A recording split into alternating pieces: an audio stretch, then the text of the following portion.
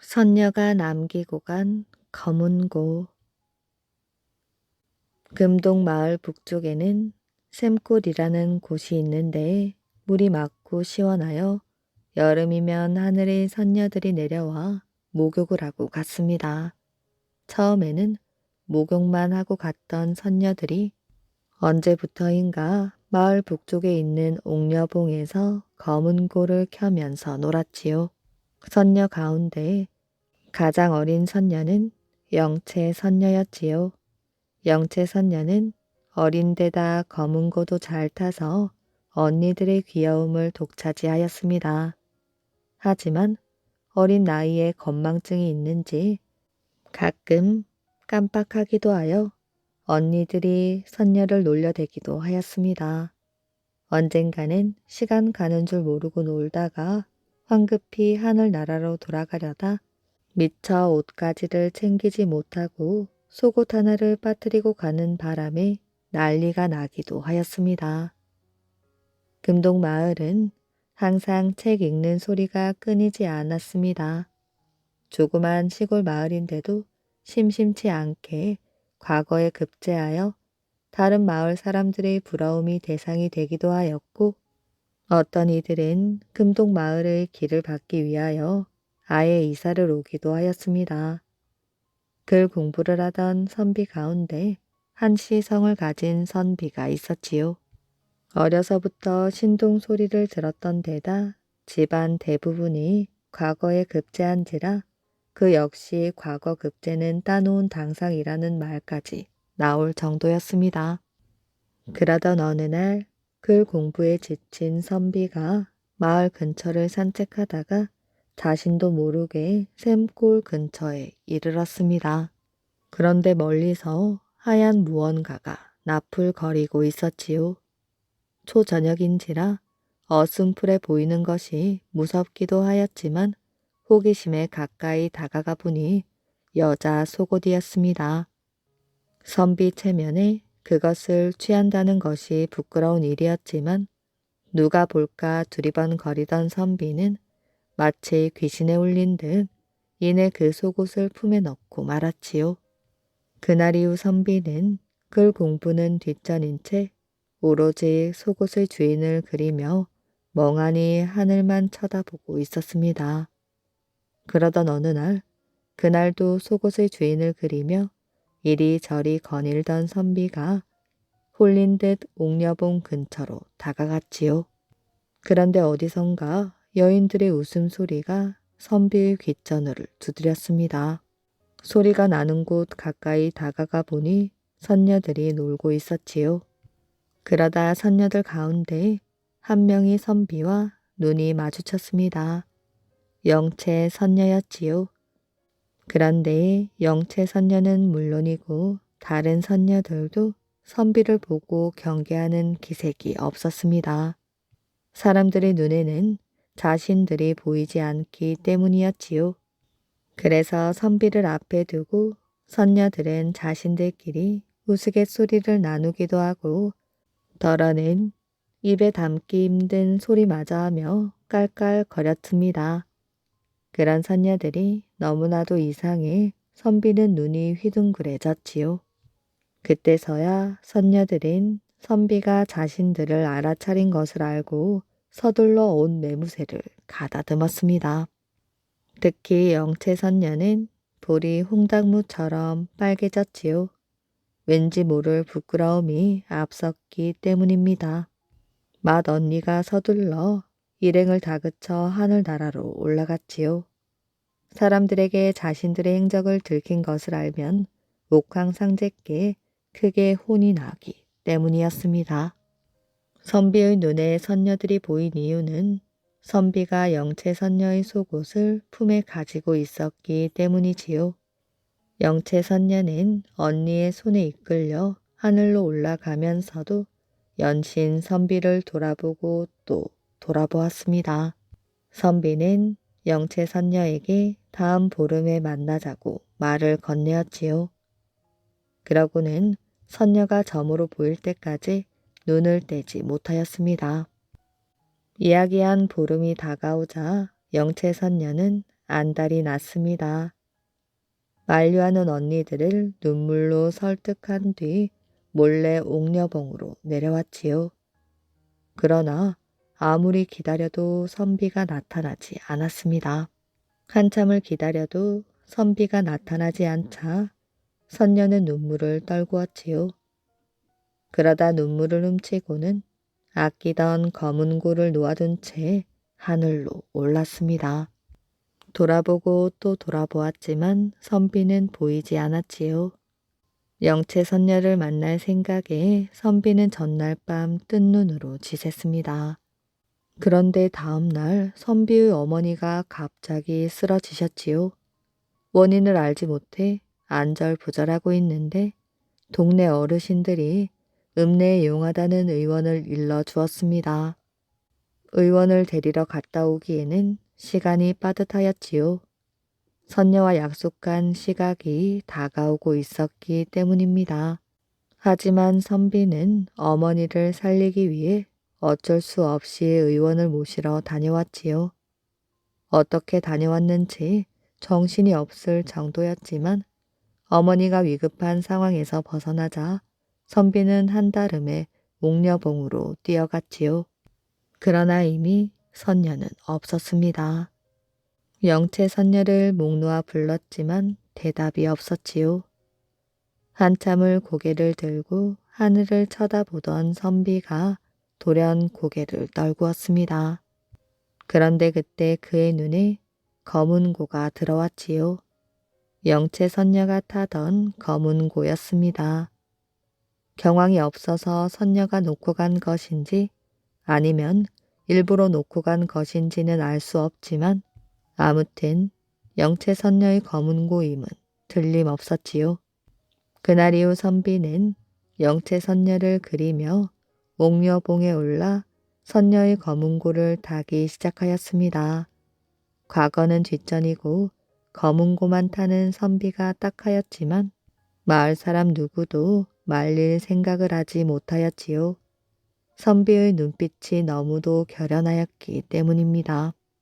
얼마 후 마을 뒤쪽 산이 요동치더니 7개가 되는 높고 가파른 고개가 뻗쳤습니다. 영채 선녀가 놓고 간 검은 고줄이 고개로 뻗친 것이지요. 그 후 선비가 어떻게 되었는지 아는 사람은 아무도 없었다고 합니다. 어부의 아내. 어느 바닷가에 마음 착한 어부와 욕심 많은 아내가 살고 있었습니다. 어부의 아내는 남편이 고기를 많이 잡아오면 좋아서 야단 법석이었지요. 그러나 고기를 못 잡아오는 날이면 얼굴을 찡그리며 투덜거렸습니다. 오늘도 고기를 못 잡았구나. 일을 어쩌면 좋담. 남편은 한숨을 쉬었습니다. 귀가 따갑게 투덜거리는 부인의 잔소리를 들어야 했기 때문이지요. 여보, 이게 뭐예요? 빈 바구니잖아요. 아내의 잔소리는 그칠 줄 몰랐습니다. 파도가 높게 일고 찬 바람이 부는 어느 겨울날이었지요. 그물을 몇 번이나 치고 건져 보았지만 고기는 하나도 잡히지 않았습니다. 오늘도 고기를 잡지 못했으니 큰일이구나. 어부의 표정은 울상이 되었습니다. 어부가 그물을 다 끌어 올렸을 때였지요. 그물 밑 바닥에 항아리 하나가 날아 올라왔습니다. 어부는 항아리를 이리저리 살펴보았지요. 항아리는 아직 쓸만한 것이었습니다. 어부는 항아리를 가지고 집으로 돌아왔습니다. 여보, 오늘도 고기를 못 잡아왔단 말이에요. 파도가 심해서 그런지 고기는 잡히지 않고 항아리가 그물에 걸려서 가져왔소. 어부는 아내에게 항아리를 건네주었습니다. 아니, 항아리가 돈을 줘요. 밥을 줘요. 집에까지 가지고 오면 어떻게 해요? 어서 버리고 와요. 아내는 고래고래 소리를 질렀습니다. 어부는 하는 수 없이 항아리를 들고 밖으로 나왔지요. 바로 그때 항아리에서 연기가 모락모락 새어 나왔습니다. 어부는 항아리를 바닥에 내려놓았지요. 여보, 이것 좀 봐요. 연기가 나요. 어부의 아내도 신기한 듯 항아리를 바라보았습니다. 잠시 후 연기 속에서 예쁜 사내 아이가 나타났지요. 안녕하세요. 저는 주인님의 심부름꾼이랍니다. 앞으로 주인님의 소원을 3번 들어드릴 수 있으니 소원이 있으면 항아리를 3번 쓰다듬어 주셔요. 사내 아이는 손을 모아 공손히 말했습니다. 여보, 우리가 이제 잘 살게 되었네요. 그동안 우리가 착하게 살아서 하늘이 우리를 도와주나 봐요. 아내는 좋아서 어쩔 줄을 몰랐습니다. 제발 이게 꿈이 아니었으면 좋겠구려. 무슨 소리예요? 꿈이라니요? 아내는 남편을 흘겨보았습니다.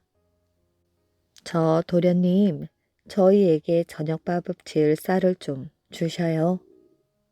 조금 있다가 뒷곁으로 가 보십시오. 어부와 아내가 뒷곁으로 가보니 쌀 가마니가 산 더미처럼 쌓여 있었습니다. 아내는 항아리를 꼭 껴안았습니다. 여보, 우리 항아리 도령을 불러 마을에서 제일 가는 부자로 만들어 달라고 합시다. 욕심 많은 아내는 남편을 졸랐지요. 쌀 가마니를 저렇게 많이 주었으면 부자가 아니요. 더 이상 욕심을 부리지 말아요. 무슨 소리예요? 쌀만 있으면 되나요? 살림살이도 있어야 하고 금은 보화도 있어야지. 어부의 아내는 항아리를 3번 쓰다듬었습니다. 연기를 뿜으며 사내 아이가 다시 나왔지요. 도련님, 지금까지 우리는 고생만 했답니다. 이 마을에서 제일 가는 부자가 되게 해주세요. 그건 어렵지 않습니다. 내일 아침에 마당으로 나와 보십시오. 사내 아이는 생글생글 웃으며 사라졌습니다. 참, 마님, 저를 2번 부르셨으니 앞으로 1번 남았습니다. 꼭 필요할 때 저를 부르셔야 합니다. 사내 아이는 신신당부를 하였습니다. 다음 날 아침 방 문을 열어보니 마당에는 갖가지 물건들과 값비싼 보물이 가득가득 쌓여 있었습니다. 그런데도 어부의 아내는 욕심이 생겼지요. 여보, 이 항아리는 이제 1번만 사용할 수 있으니 안 되겠어요. 당신이 오늘 바닷가에 나가서 항아리를 하나 더 건져와요. 남편은 어이가 없었습니다. 얼른 다녀오란 말이에요.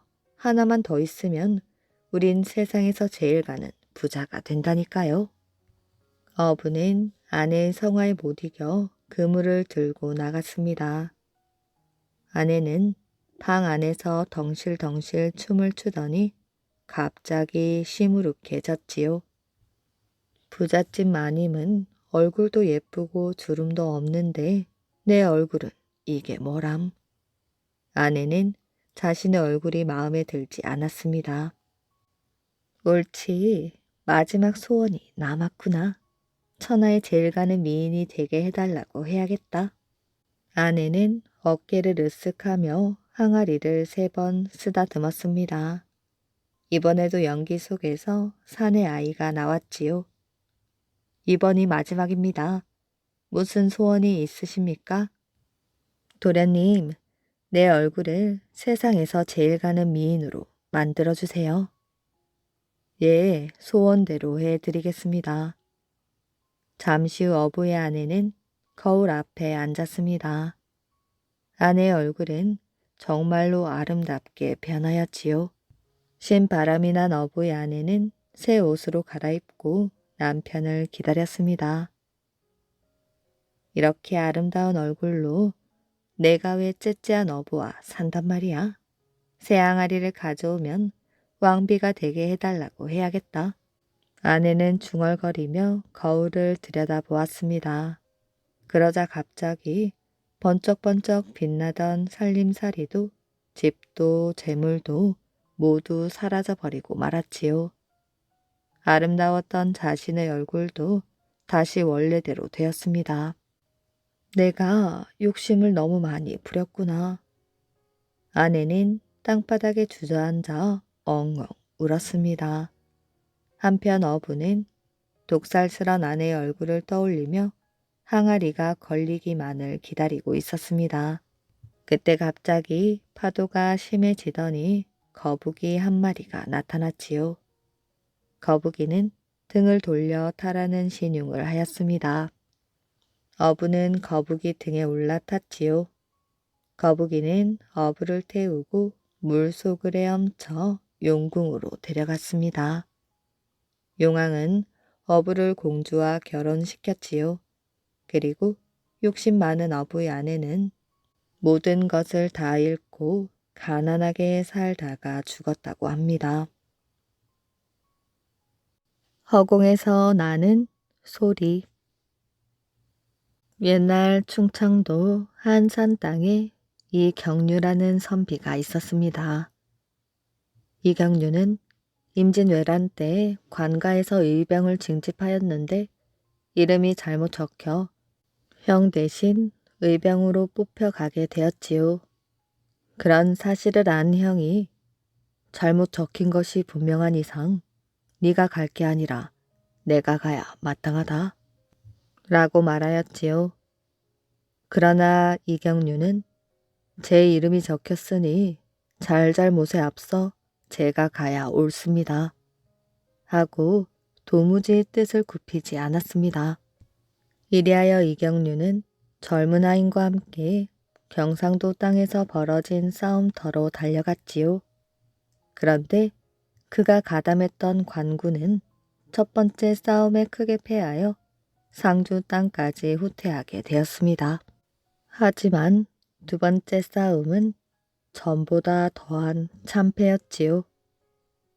대장들이 모두 전사하고 살아난 사람은 공교롭게도 이경류와 그의 하인 단 2명뿐이었습니다. 이젠 어서 대구로 돌아가십시오. 하인이 울면서 말하였지요. 아니다. 비겁하게 나 혼자만 살아남을 수 없지. 너야말로 어서 고향에 돌아가 어머님과 형님을 잘 보살펴 도와드려라.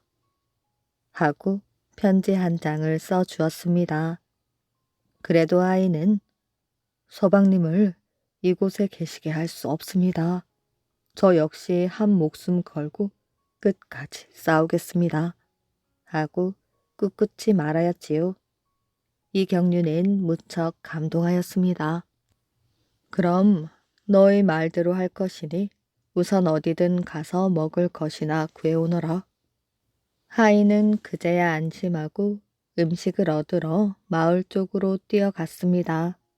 그런데 이경류는 하인의 모습이 멀어질 때를 기다렸다가 갑자기 앞쪽 외적의 진을 향하여 쏜살같이 돌진하였지요. 무서운 기세였습니다. 그러나 이경류는 맨손으로 외적을 10여 명이나 때려 죽이고 마침내 참혹한 죽음을 당하였지요. 뒤늦게 돌아온 아이는 깜짝 놀랐습니다. 즐비한 시체를 다 해치다시피 한 끝에 이경류의 시체를 걷어모았지요. 그리고 서둘러 한 곳에 묻은 후 말을 달려 고향으로 돌아왔습니다. 이경류의 집에서는 편지에 적힌 날짜를 제삿날로 삼고 시체 없는 장례식을 치렀습니다. 이날부터 음식을 전혀 들지 않던 아이는 며칠 후 세상을 떠났고 말 역시 시름시름 앓다가 같은 날 숨을 거두었지요. 이경류의 시체를 상주 고을 북문 밖에서 찾아다가 고향 땅에 다시 안장한 것은 정조 임금 때의 일이었습니다. 이때 그 하인과 말의 무덤도 조금 떨어진 곳에 함께 만들어 주었지요. 나라에서는 이때 비로소 충의 단이라는 제사터를 짓고 묘지기로 하여금 때 맞춰 제사를 지내게 하였습니다. 이경류의 초상을 마친 집안 식구들은 뜻밖의 일을 겪게 되었지요. 부인 조씨 방에서 날마다 밤이면 죽은 이경류의 말소리와 웃음소리가 들렸던 것입니다. 등장불을 켤 무렵이면 소리 없이 나타난 이경류가 마치 생시처럼 말하고 웃었는데 또 부인도 산 사람 대하듯 이야기를 주고받았지요. 심지어 술, 떡 같은 별식을 차려다 주면 입맛을 다시며 맛있게 먹고 마시고 곤히 누워 자곤 하였습니다. 그러다가 첫 닭이 울면 갑자기 꺼지듯 사라지곤 하는 것이었지요. 대체 서방님의 몸은 지금 어느 곳에 있습니까? 하고 조부인이 물으면 나라를 위하여 죽어간 사람의 백골이 산처럼 쌓였는데 하필 나의 것만 찾아야 하오. 훗날 알 때까지 걱정 말고 버려두오. 하고 껄껄 웃었다고 합니다. 몇 해 후 어느 여름 이경류의 늙은 어머니가 열병으로 갈증이 심하였을 때였지요. 어느 날 허공에서 형을 부르는 소리가 났습니다. 그래서 형이 마루 끝에 나가 쳐다보았더니 중국 강남 땅에 가서 귤을 구해왔습니다. 어머님께 어서 드리십시오. 하는 소리와 함께 큼직한 귤 3개가 땅에 떨어졌습니다. 이 귤을 먹은 어머니는 갈증은 물론 그토록 심했던 열병마저 씻은 듯이 나았답니다. 또 20년 후 그의 아들이 과거에 합격하여 광해군에게 배알했을 때 갑자기 허공에서 미거한 자식을 잘 부탁합니다. 하는 소리가 나서 모두들 놀란 일도 있었지요. 중의단 사당 제사 때에는 제사상 음식은 아무런 흔적도 없었으나 정면에서 수저를 드는 소리와 입맛 다시는 소리가 반드시 들렸습니다. 어느 때인가 벼랑간 괘씸한지고 제사 음식에 머리카락을 섞는 놈이 어디 있느냐 하는 호통 소리가 들렸지요. 묘지기가 벌벌 떨며 살펴보았더니 과연 흰 떡 속에 머리카락 한 오리에 섞여 있었습니다. 이 때문에 제사 음식을 차릴 때에는 더욱 정결히 그리고 정성을 다했다고 합니다. 노인 덕분에 살게 된 김참봉. 오늘은 임금님이 오시는 날입니다. 임금의 아버지인 장원세자의 제사를 지내기 위해서였지요. 장원세자는 뒤주에 갇혀 죽은 사도세자입니다. 임금님 행차를 구경하려고 모여든 사람들로 몹시 붐볐습니다. 마을 사람들은 일찍부터 거리에 나와 목을 쭉 빼고 마을 어귀만 바라보고 있었지요. 좀 지나갑시다. 김참봉이 사람들 틈에서 머리를 내밀었습니다. 나라에서 높은 사람이 죽으면 커다란 묘를 짓고 그 묘를 보살피도록 하였는데 이 일을 하는 관직을 능참봉이라고 하였지요. 사람들은 이 능참봉의 성이 김씨라서 김참봉이라 불렀지요. 김참봉이 사람들 틈에서 겨우 빠져나왔을 때였습니다. 멀리서 흥겨운 꽹가리 소리가 들려왔지요. 임금님 행차요. 모두 길을 비키시오. 사람들이 뒤로 물러나 바닥에 엎드렸습니다. 임금이 가볍게 손을 흔들자 모든 백성이 환호했습니다. 임금의 행렬은 백성의 환호를 뒤로하고 장안문을 통과하여 임시로 만든 궁전인 행궁으로 향했습니다. 행궁에서는 많은 관리들이 임금을 기다리고 있었지요. 어이쿠, 내가 이렇게 구경만 하고 있을 때가 아니지. 김찬봉은 장원 세자의 묘로 향했지요. 바쁘다 바빠. 임금님이 행차하실 때마다 힘들어 죽겠네. 내일 임금이 들를 터이니 준비를 단단히 해야만 하였습니다. 혹 묘 주위가 더럽거나 망가진 부분이 있기라도 하면 능찬봉은 목숨을 잃을 수도 있는 일이었습니다. 안 되겠다. 다시 한번 둘러보아야지. 김찬봉은 다시 세자의 묘를 구석구석 살핀 뒤 마을로 내려왔습니다. 김찬봉은 발걸음이 무거웠어요. 준비를 철저히 한 것 같은데에도 시간이 지날수록 불안해졌습니다. 찬봉 나으리 이제 들어가십니까? 정자에 앉아 막걸리를 마시던 이생원이 손을 흔들었지요. 김찬봉과 같은 마을에 사는 이생원은 과거 시험을 준비하고 있었습니다.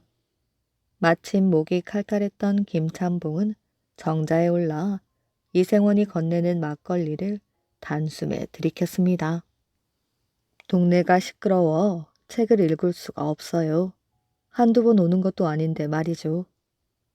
임금이 행차할 때마다 마을 사람들은 마치 잔치가 열린 듯 기뻐하였습니다. 임금은 능행할 때마다 수많은 신하를 데리고 화성에 머물렀습니다. 사람들은 임금이 아버지인 장원세자를 얼마나 그리워하면 이렇게 자주 오겠느냐며 안타까워하기도 하였지요. 드디어 날이 밝았습니다. 김찬봉은 밤새 편안히 잠을 잘 수 없었지요. 장원세자의 묘에 도착한 김찬봉은 이곳 저곳을 돌아다니며 전날 깨끗하고 완벽하게 준비해 놓은 대로인지 구석구석을 살폈습니다. 김찬봉이 마지막 점검을 마쳤을 때 마침 임금의 행렬이 그곳에 도착하였습니다. 수고가 많네. 어려운 일은 없는가? 예, 전하. 임금은 능 주위를 둘러본 뒤 아버지 장원세자의 묘 앞에 향을 피우고 절을 올렸습니다. 그런데 갑자기 임금이 김찬봉에게 가까이 오라고 손짓을 하였지요. 김찬봉은 혹 무엇이 잘못되었나 싶어 불안한 마음에 조심조심 다가갔습니다. 자네가 보기에도 이 땅이 좋아 보이는가? 예, 전하. 이곳은 마른 땅이라 물이 차지 않는 명당입니다. 임금이 고개를 끄덕였습니다. 장원세자의 묘는 몇 년 전까지만 해도 지금의 화산이 아닌 경기도 양주의 배봉산 아래에 있었습니다. 그때 임금은 매일 밤 악몽을 꿨습니다. 아버지 장원세자가 나타나서 몸을 덜덜 떨며 울부짖는 꿈이었지요. 이상한 꿈이라 생각한 임금은 학자들에게 장원세자의 무덤을 조사하라고 시켰습니다. 무덤을 조사한 학자들은 깜짝 놀랐지요. 장원세자의 무덤 속에 물이 흥건하게 차 있던 것이었습니다. 아바마마께서 얼마나 추우셨으면 내 꿈에 나타나셨을까? 그 뒤 임금은 좋은 몇 자리를 알아보기 시작하였습니다. 해서 산세가 빼어난 이곳 화성으로 묘를 옮기게 된 것이지요. 임금은 눈물을 흘렸습니다. 그리고 오랫동안 자리를 떠나지 않았지요. 집에 돌아온 김찬봉은 그동안 쌓였던 피로가 싹 사라지는 듯 하였습니다. 편안한 마음으로 잠이 든 김찬봉은 다음 날 오후가 되어서야 눈을 떴습니다. 계십니까?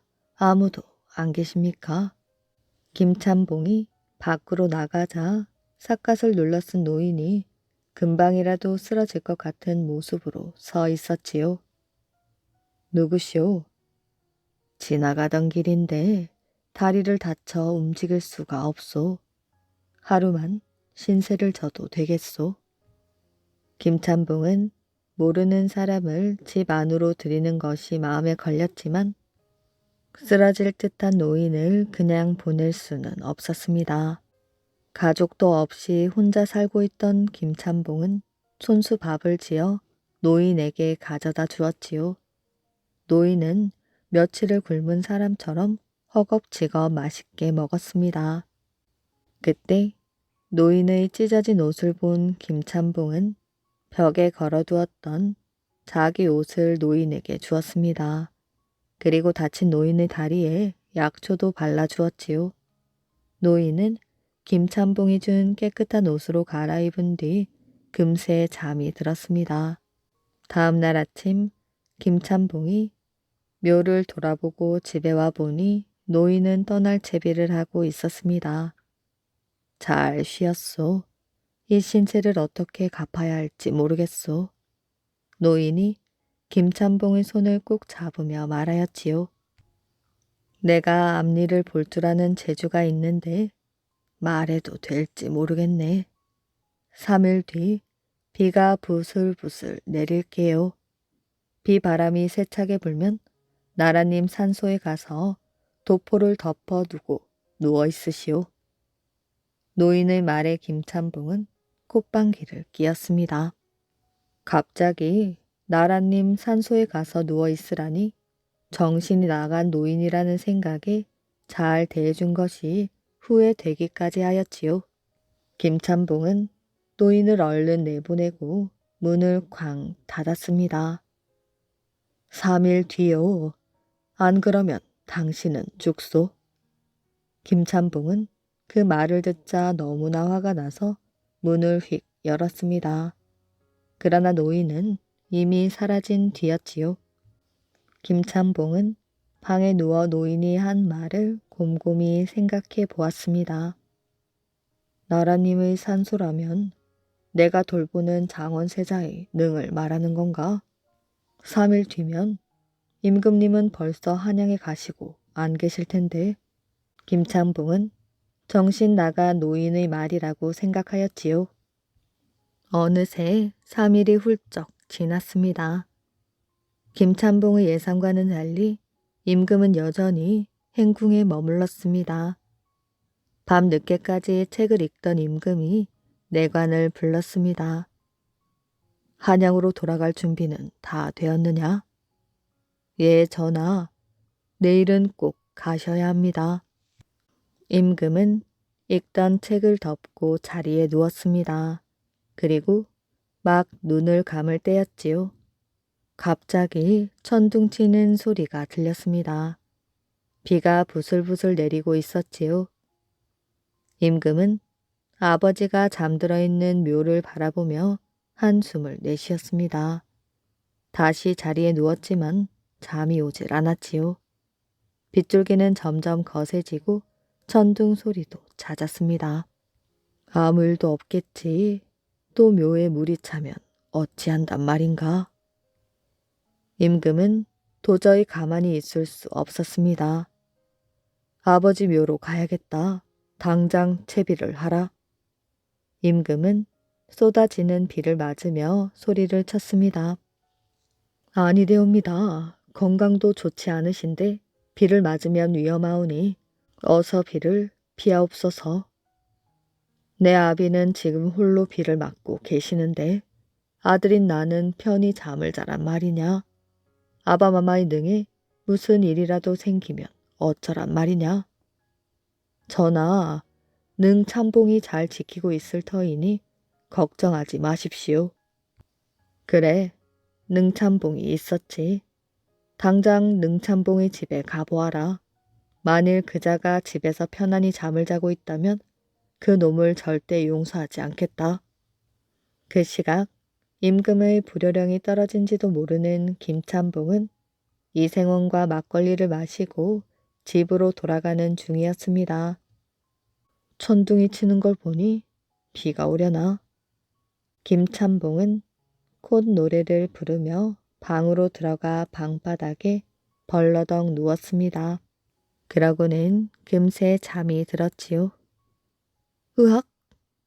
얼마 뒤 김찬봉이 비명을 지르며 벌떡 일어났습니다. 김찬봉의 꿈속에 며칠 전 집에 묵었던 삿갓은 노인이 나와서 똑같은 말을 반복했던 것입니다. 비가 부슬부슬 내리고 비바람이 세차게 불면 나라님 산소에 가서 도포를 덮고 누워 있으시오.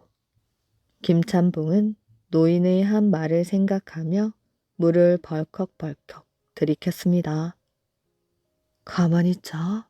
3일 뒤라고 했지. 그럼 오늘이잖아. 김찬봉은 주룩주룩 내리는 비를 맞으며 장원세자 몇 쪽을 향해 걸어갔습니다. 수상한 노인의 말만 믿고 시키는 대로 하는 것이 내키지는 않았지만 조금 전에 꾼 꿈은 너무나 생생하였습니다. 이내 장원세자의 능이 눈앞에 나타났지요. 김찬봉은 무덤 앞에 다가가 잠시 멈춰섰습니다. 비를 흠뻑 맞아 온 몸이 바르르 떨렸지요. 이게 뭐하는 짓인지 나 참. 김찬봉은 도포를 벗어 무덤 위에 덮은 다음 상돌 옆에 몸을 뉘었습니다. 이제 비를 맞아도 감각이 없을 정도로 온 몸이 얼어붙은 듯 차가웠지요. 임금의 호위관들은 김찬봉의 집을 찾아갔습니다. 그런데 안에서 아무런 소리도 들리지 않았지요. 대장, 김찬봉이 집에 없습니다. 호위 대장은 온 마을을 뒤져서라도 김찬봉을 찾아내라고 명령하였습니다. 그러나 비가 억수같이 쏟아지는 밤에 김찬봉을 찾기란 여간 어려운 일이 아니었지요. 혹시 묘에 가지 않았을까요? 호위관들은 모두 묘에 가보았습니다. 능에 가까이 다가갈수록 온 몸에 소름이 돋기 시작하였지요. 그런데 무덤 위에 희끄무레한 것이 보였습니다. 아니, 김찬봉 아닌가? 여기 누워서 뭐 하는 건가? 김찬봉을 발견한 호위관은 당황하여 어찌할 바를 몰랐습니다. 여기는 무슨 일로 오셨습니까? 김찬봉도 당황하기는 마찬가지였지요. 어찌됐든 여기 있어 다행이네. 안 그랬으면 자네는 오늘이 제삿날이었을 걸세. 호위관들은 김찬봉을 임금에게 데리고 갔습니다. 임금 앞에 선 김찬봉은 물에 빠진 생쥐 같았지요. 바르르 떨고 있는 김찬봉에게 임금이 물었습니다. 그 시각 빗줄기를 온몸으로 맞으며 산소에 누워있던 이유가 무엇이냐? 대답하거라. 도포를 산소에 덮어둔 이유가 무엇이냐? 예, 전하. 저는 장원세자의 능을 지키는 능찬봉으로서 장원세자께서 비를 맞고 계신데 신하인 제가 감히 편히 누워 잘 수 없었습니다. 그래서 제 도포로 장원세자의 능을 덮어 비를 맞지 않게 하고 그 곁에서 잠들려 하였습니다. 임금은 김찬봉에게 다가가 그의 손을 부여잡았습니다. 꾹 잡은 두 손 위로 눈물이 뚝뚝 떨어졌지요.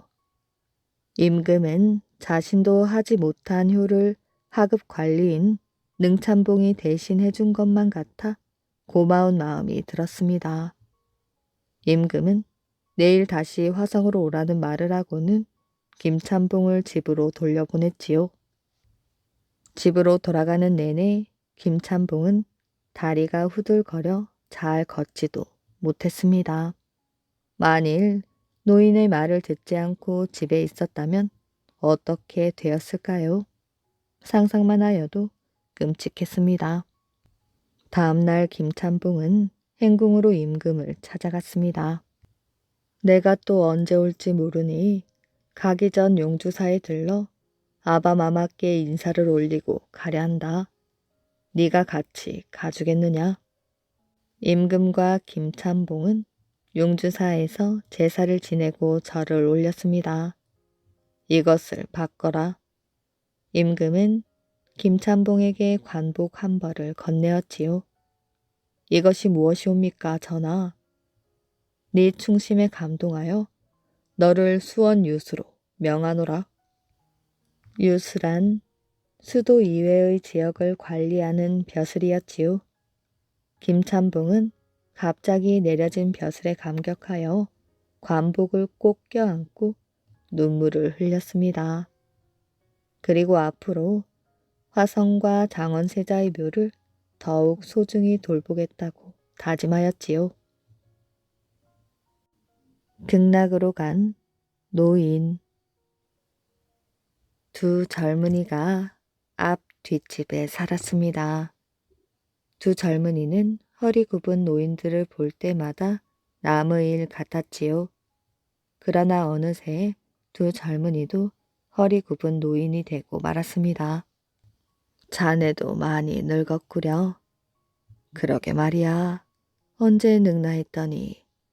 두 노인은 나무 그늘에 앉아 먼 산만 바라보았습니다. 우리 죽기 전에 어디 가서 공을 들여보세나. 뒷집 노인은 무슨 생각을 했는지 벌떡 일어났습니다. 자네 어딜 가려고 그러나? 저승길을 닦으러 가야지. 옛날부터 돌을 삶아서 그 돌이 무르게 되면 길 닦음이 된다고 하지 않던가? 우리가 돌을 삶는단 말이지. 그렇다네. 한번 해보세. 두 노인은 입을 꾹 다물며 결심을 했습니다. 먼저 단단한 차돌을 찾아냈지요. 그리고 땔감 구하는 일과 불 떼는 일을 나누어서 하기로 했습니다. 내가 산에 가서 나무를 해올 테니 자네는 불을 떼게. 뒷집 노인은 지게를 짊어졌습니다. 걱정 말고 다녀오게. 앞집 노인은 아궁이에 불을 떼기 시작하였지요. 두 가마솥에 불을 떼다 보니 눈코뜰 새가 없었습니다. 이때 뒷집 노인은 불이 오래 탈 수 있도록 굵은 나무를 찾아 톱질을 했습니다. 불이 꺼지지 않도록 나무를 넉넉하게 해 가야 하였지요. 그저 내 돌은 무르거나 말거나 불 때는 노인의 돌이나 무르게 하옵소서. 나무를 하는 노인은 혼잣말처럼 중얼거렸지요. 어떤 돌이든 먼저 무르게 되면 그 다음에 익지 않은 돌에 불을 때 익히면 되는 일이라고 생각했습니다. 뒷집 노인은 해가 저물도록 나무를 해다 날랐지요.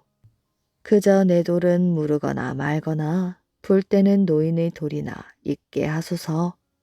뒷집 노인은 나무를 하는 내내 습관처럼 중얼거렸습니다. 두 아궁이에 불을 나누어 떼다 보니 좀처럼 돌이 무르지가 않았지요. 뒷집 노인은 친구의 돌이 빨리 익기를 빌었습니다.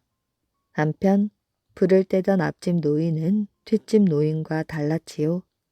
자기 아궁이에는 나무를 많이 넣어 불을 많이 떼고 뒷집 노인의 아궁이에는 나무를 조금 넣어 뗐습니다. 그런데 이상하게도 뒷집 노인의 돌이 먼저 익었지요. 여보게, 내 돌이 먼저 물렁물렁한 걸 보니 자네 내 가마솥에 불을 더 많이 뗐구먼. 정말 고맙네. 뒷집 노인은 고마워서 어쩔 줄을 몰랐습니다. 가마솥에 불을 뗀 앞집 노인은 부끄러워졌지요. 사실은 그게 말이야. 알았네.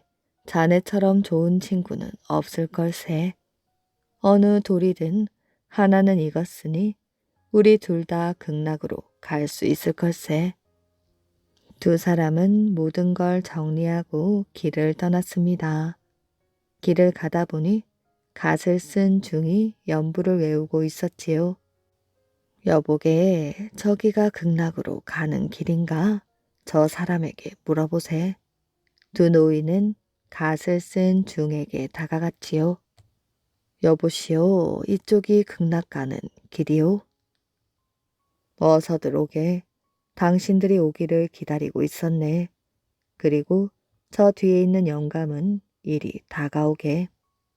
갓을 쓴 중은 앞집 노인을 가리켰습니다. 자, 당신은 극락으로 가지 말고 이 길을 지키면서 죄닦음을 다시 하게. 그러다 당신처럼 죄 지은 사람이 오면 넘겨주게. 갓을 쓴 중은 앞집 노인에게 자리를 넘겨주었습니다. 스님, 그게 무슨 말씀이십니까? 이 친구는 착한 친구입니다. 죄인이라니요. 내 돌이 먼저 익으라고 아궁이에 불을 뗐는걸요. 오히려 제가 여기에 서 있어야 합니다. 자네는 뭘 잘못 알고 있군. 하지만 걱정 마시게. 여기서 나쁜 사람을 만나서 갓을 넘겨주고 극락으로 오면 되니까 말일세. 결국 앞집 노인은 갓을 쓰고 연부를 외우게 되었고 뒷집 노인과 갓을 썼던 중은 극락으로 가게 되었습니다. 바로 그때 갓을 썼던 중이 갑자기 구렁이가 되었습니다. 아니, 당신은 스님이 아니었소? 뒷집 노인은 깜짝 놀랐지요. 갓을 쓰고 있는 동안은 겉으로 보기에 스님처럼 보인다네. 그러나 진짜는 구렁이지. 남의 눈에 사람으로 보일 뿐이지. 다만 다른 사람을 만나 갓을 넘겨주면 구렁이 몸에서 벗어날 수 있는 것이야. 구렁이는 다시 사람으로 변하더니 한숨을 쉬었습니다. 나도 살았을 적 착한 사람이었네. 그러나 실제로는 욕심쟁이, 거짓말쟁이, 심술쟁이였지. 그런 사람은 죽어서 구렁이가 된다네. 물론 늦게라도 뉘우치면 다른 악한 사람에게 갓을 넘겨주고 극락에 갈 수 있지. 그 사람은 앞집 노인이 자기 아궁이에만 불을 많이 뗐다고 말해 주었습니다. 그 말을 들은 뒷집 노인은 친구가 불쌍하였지요. 너무 걱정 말게. 자네의 고운 마음 덕분에 저 친구도 금방 악한 사람을 만나 갓을 벗을 수 있을 테니까. 두 사람은 극락 문이 닫히기 전에 극락 안으로 들어갔습니다. 얼마 후 불을 뗐던 앞집 노인도 갓을 넘겨주고 극락으로 들어갈 수 있었답니다. 치마에 그린 그림. 옛날 금강산 마을에 그림 그리기를 좋아하는 아이가 살았습니다. 화동이는 금강산에서 내려다 보이는 경치를 아주 좋아하였지요. 산에 나무를 하러 갈 때면 지게를 나무 위에 세우고 바닥에 주저앉았습니다. 정말 아름다운 경치로구나. 오늘은 뭘 그려볼까? 화동이는 꽃쟁이로 산, 바위, 나무 새를 그리고 나무를 했습니다. 나무 지게를 지고 돌아오던 길이었지요. 좀 쉬었다 가야지. 개울가에 앉아 물을 한 모금 마셨습니다. 손가락 끝으로 물을 발라 바위 위에 물고기 꽃을 그렸습니다. 화동이는 언제 어디서나 그림을 그렸지요. 그러던 어느 날 옆집 아주머니가 흰 비단 치마 하나를 들고 찾아왔습니다. 화동이 엄마, 이걸 좀 봐요. 우리 큰애 사돈 집에서 보내온 비단 치마라오.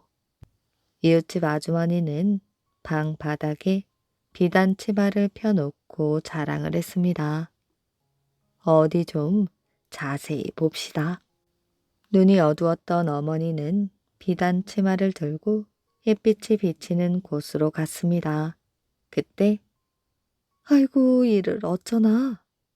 어머니는 그만 비단 치마에 기름 등잔을 엎지르고 말았습니다. 그 바람에 비단 치마에 기름이 쏟아져 얼룩이 생겼지요. 이를 어째. 화동이 어머니는 울상이 되었습니다. 아유, 하동 엄마, 이 귀한 것에 기름을 쏟으면 어째? 이웃집 아주머니도 비단 치마를 들고 어쩔 줄을 몰랐답니다. 이를 지켜보고 있던 화동이는 자기가 한 일처럼 걱정이 되었지요. 어머니, 잠깐 줘 보셔요. 화동이는 기름이 떨어져 얼룩진 비단 치마를 한참 들여다보았습니다. 제가 이 비단 치마를 깨끗이 손질해 드릴 테니 걱정 마십시오. 네가 무슨 수로 기름 자국을 없앤단 말이야. 어머니는 근심스런 표정을 지으며 한숨을 쉬었습니다. 걱정 마시라니까요. 어머니를 안심시킨 화동이는 비단 치마와 물감을 들고 뒷산으로 올라갔습니다. 어떤 경치가 좋을까? 아, 저기가 좋겠구나. 금강산 골짜기를 내려다본 화동이는 비단 치마를 쫙 펼쳤습니다. 잠시 후 붓을 들고 쓱쓱 그림을 그리기 시작하였지요. 금강산의 12,000 봉우리가 비단 치마에 그려졌습니다. 이만하면 됐겠지. 비단 치마에 귀를 대면 금방이라도 물소리가 들릴 것만 같았습니다. 다음날 화동이는 비단 치마를 들고 옆집 아주머니를 찾아갔지요. 아주머니, 이걸 받으세요. 아니, 이건 어디서 구해온 것이야? 눈이 휘둥그레진 아주머니가 신기한 듯 비단 치마를 들여다보았습니다. 그 귀한 걸 어디서 구했겠어요? 아주머니는 고개를 갸우뚱하며 화동이를 바라보았습니다. 이건 어제 우리 집에 가지고 오셨던 하얀 비단 치마예요. 그럼 이 그림은 무엇이냐? 아무리 해도 얼룩이 지워지지 않아서 제가 그림을 그렸습니다. 뭐라고? 네가 그린 것이라고? 네가 이렇게 그림을 잘 그리는 줄 몰랐구나. 아주머니는 화동이가 그린 그림을 칭찬하였습니다. 아주머니, 그건 제가 그림을 잘 그려서가 아니에요. 네가 그린 그림이잖니. 아주머니는 화동이가 대견하였습니다. 그림은 제가 그렸지만 금강산의 아름다움이 뛰어나서 그런 것이에요. 전 금강산을 그대로 치마에 옮겨 놓았을 뿐이거든요. 세상에 이런 값진 치마를 어떻게 입겠느냐. 아마 공주님도 이런 치마는 입어보지 못했을 것이야. 다음 날부터 화동이의 그림 솜씨는 이웃 마을까지 소문이 났답니다. 마을 사람들은 흰 천을 들고 화동이를 찾아오기 시작하였지요. 화동이는 사람들이 가져온 흰 천에 옥류동 골짜기를 비롯한 금강산의 아름다운 모습을 그렸습니다. 그냥 옷감이었던 흰 천에 산, 나무, 꽃, 새들이 그려지자 값비싼 옷감이 되었지요. 그때부터 금강산 마을 사람들은 금강산의 아름다움이 그려진 화려한 치마를 입고 다녔다고 합니다. 당당한 벼도둑. 옛날 제주도 서귀포 어느 마을에 고대각이라는 장사가 살고 있었습니다. 어느 해 가을 고대각은 밤에 밭을 지키러 나갔지요. 밭에 잘 여문 벼를 베어놓고는 묶어 걷어들이질 못했는데 밤에 지키지 않으면 도둑놈들이 다 가져가 버릴 것 같아서였지요. 저녁을 먹고 나온 고대각은 밭 한편 구석에 비스듬하게 기대어 담배를 피우고 있었답니다. 밤이 으슥해지자 쌀쌀한 냉기가 옷섭으로 스며드는 게 으스스하고 춥기도 하였지요. 그때 어떤 사람이 밭으로 쿵 하고 뛰어들었습니다. 그래도 고대각은 가만히 동정만을 살폈지요. 그 괴한은 밭 한가운데로 들어가더니 주위를 한번 휘 둘러보고는 엎드려 베어놓은 벼를 묶기 시작하였습니다. 일하는 게 어찌나 빠른지 보통 사람이 아니라는 생각이 들었지요.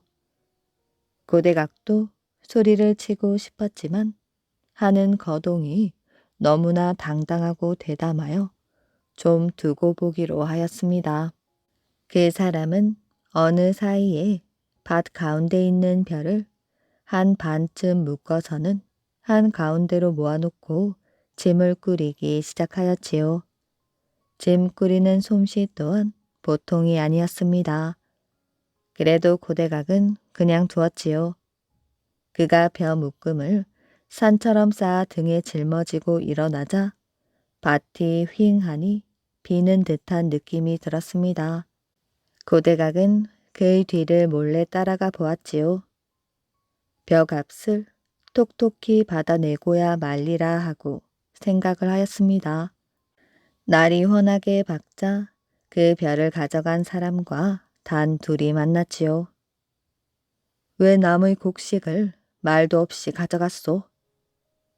고대각이 좀 퉁명스럽게 말하기는 하였으나 정말 화를 낸 것은 아니었습니다.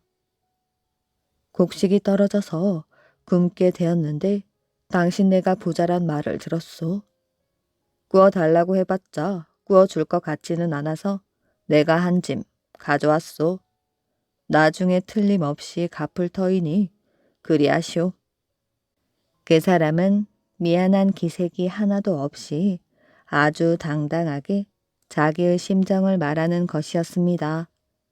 고대각은 더 따지지 않고 그냥 집으로 돌아와 버렸지요.